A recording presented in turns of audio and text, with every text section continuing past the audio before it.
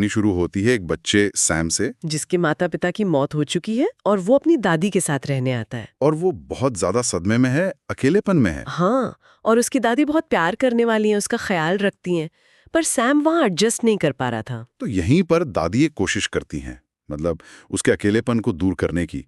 वो उसे एक पालतू चूहा लाकर देती हैं, ताकि वो खेले, उसे दोस्त बनाए। जी, और अपने दिल की बातें साझा कर सके। और ये चूहा काम कर जाता है, सैम की जिंदगी में खुशी वापस ले आता है। वो अपना ज्यादातर समय उसी के साथ बिताने लगता है। लेकिन यहीं से कहानी में एक अजीब मोड़ आता है। हाँ। एक दिन जब सैम अपने कमरे में खेल रहा होता है, तो एक चुड़ैल, मतलब एक विच, उसे खिड़की से देख रही होती है। और ये बस शुरुआत है। इसके तुरंत बाद सैम की दादी की तबीयत अचानक खराब होती है और फिर ठीक भी हो जाती है। वो सैम को लेकर शॉपिंग करने एक स्टोर में जाती हैं। और वहाँ कौन मिलता है? वही चुड़ैल। वो सैम को चॉकलेट देकर अपनी तरफ खींचने की कोशिश करती है, उसे हिप्नोटाइज करने लगती है। और उसके पास एक अजीब सा सांप भी था। ये बच्चों को मिठाई का लालच देकर फंसाने वाला वो क्लासिक डरावना विचार है ना? बिल्कुल। लेकिन सही समय पर दादी की आवाज सुनकर सैम उसकी तरफ भागता है और वो चुड़ैल गायब हो जाती है। बच जाता है वो। घर आकर सैम जब दादी को उस अजीब औरत और उसके सांप के बारे में बताता है, तो दादी उसे एक चौंकाने वाली बात बताती कि हैं। वो एक चुड़ैल थी। हाँ, और फिर वो अपने बचपन की एक कहानी सुनाती हैं। ये हिस्सा बहुत डरावना है, बहुत। कैसे उनकी एक दोस्त को एक चुड़ैल ने चॉकलेट दी थी और अगले ही दिन वो उनकी आंखों के सामने एक मुर्गी में बदल गई थी। और वो चुड़ैल कोई और नहीं, बल्कि चुड़ैलों की हेड थी। इस कहानी से दादी के डर का और उनकी समझदारी का पता चलता है। वो सैम को सिखाती हैं कि अजनबियों से क्यों दूर रहना चाहिए। सही बात है। उन्हें एहसास हो जाता है कि उनका घर अब चुड़ैलों की नजर में है। हाँ, और वो तुरंत वहां से निकलने का फैसला करती हैं। तो वो दोनों एक 5 स्टार होटल में शिफ्ट हो जाते हैं, जहां दादी का एक जानकार मैनेजर था। वो सोचते हैं कि वहां वो सुरक्षित रहेंगे। लेकिन किस्मत देखिए, उसी होटल में बहुत सारी चुड़ैलें अपनी एक मीटिंग के लिए आ जाती हैं। और उनकी मीटिंग का मकसद बहुत बहुत भयानक था। क्या था उनका प्लान? उनका प्लान था कि एक जादुई पोशन को चॉकलेट में मिलाकर दुनिया के सारे बच्चों को जानवरों में बदल दिया जाए। जानवरों में? क्यों? क्योंकि वो बच्चों को बदतमीज समझती थीं, उन्हें बच्चे गंदे लगते थे। इस बीच दादी सैम को बताती हैं कि चुड़ैलों को पहचाना कैसे जा सकता है। अच्छा, क्या निशानियां थीं? उनकी उंगलियां बहुत लंबी होती हैं, नाखून गंदे होते हैं, इसीलिए वो ग्लव्स पहनती हैं। और बाल? उनके बाल अच्छे नहीं होते, गंजे होते हैं, इसलिए वो विग और बड़ी-बड़ी हैट्स लगाती हैं। ये सारी डिटेल्स सैम के दिमाग में बैठ जाती हैं। हाँ, और अगले दिन सैम बोर हो रहा होता है और अपने चूहे को लेकर खेलने के लिए खाली हॉल में चला जाता है। और यहीं उससे गलती हो जाती है। बहुत बड़ी। तभी वहां चुड़ैलों का पूरा ग्रुप अपनी मीटिंग के लिए आ जाता है और सैम डरकर छिप जाता है। अब वो फंस गया है। मीटिंग के दौरान सबसे बड़ी चुड़ैल अपना जादुई पोशन दिखाती है। कहती है कि इसका एक ड्रॉप किसी भी बच्चे को जानवर बना सकता है। और उसे सैम की गंध आती है। हाँ, पर वो उसे ढूंढ नहीं पाती। तभी वहां एक मोटा बच्चा आ जाता है, जिसे खाने पीने का बहुत शौक था। तो चुड़ैलें उसे फंसाने के लिए पोशन वाली चॉकलेट देती हैं।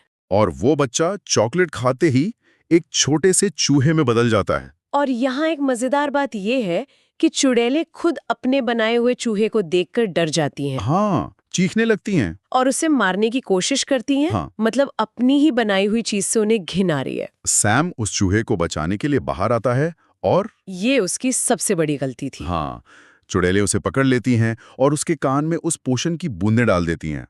और बस, सैम भी एक चूहे में बदल जाता है। आप कहानी एक बहुत ही अंधेरी जगह पहुंच जाती है। उसका सबसे बड़ा डर सच हो गया। लेकिन अब सैम, वो मोटा लड़का जो अब चूहा है, और सैम का पालतू चूहा, तीनों साथ भागते हैं। और तभी एक और राज खुलता है। कौन सा राज? कि सैम का पालतू चूहा असल में एक लड़की थी। अच्छा। जिसे किसी चुड़ैल ने ही चूहा बना दिया था। अब ये तीनों दोस्त बन जाते हैं और बदला लेने की ठान लेते हैं। तो उनका डर अब गुस्से में बदल जाता है। बिल्कुल। तीनों चूहे भागकर दादी के पास पहुंचते हैं और उन्हें सारी बात बताते हैं। और दादी का रिएक्शन? वो गुस्से में आ जाती हैं। वो कहती है, उसने मेरे बच्चे को चूहा बना दिया, मैं उन चुड़ैलों से बदला जरूर लूंगी। और यहीं से कहानी का रुख बदल जाता है।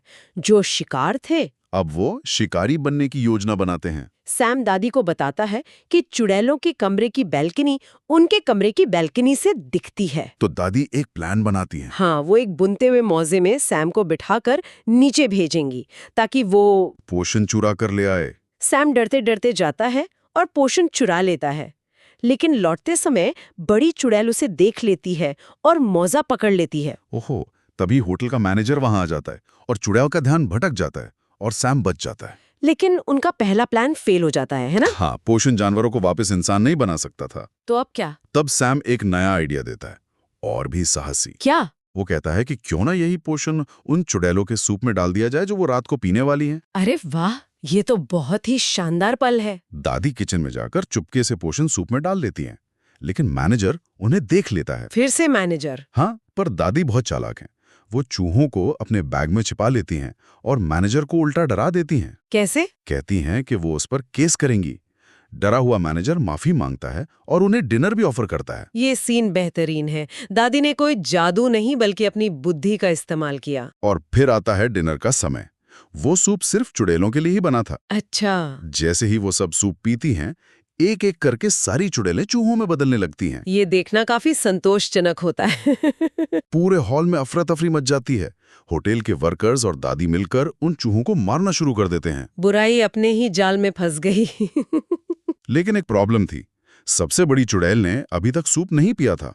ओहो, वो बच गई थी। तब तीनों चूहे मिलकर एक जाल बिछाते हैं, उसकी उंगली फंसाते हैं और जबरदस्ती उसके मुंह में पोषण डाल देते हैं। क्या बात है! छोटे और कमजोर किरदार अपनी बुद्धि से सबसे शक्तिशाली दुश्मन को हरा देते हैं। वो भी एक चूहा बन जाती है, लेकिन बाकी चूहों से थोड़ी बड़ी। तीनों उसे एक कांच के कप में बंद कर देते हैं। और दादी उस कप को एक बिल्ली के सामने रख देती हैं और इस तरह बुराई का अंत होता है। अंत में दादी उन तीनों चूहों को अपने बैग में डालकर होटल से निकल आती हैं।